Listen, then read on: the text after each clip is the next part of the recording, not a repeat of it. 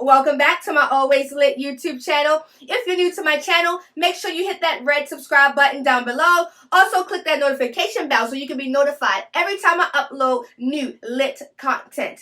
But now that that's out the way, let's jump right into this video, shall we?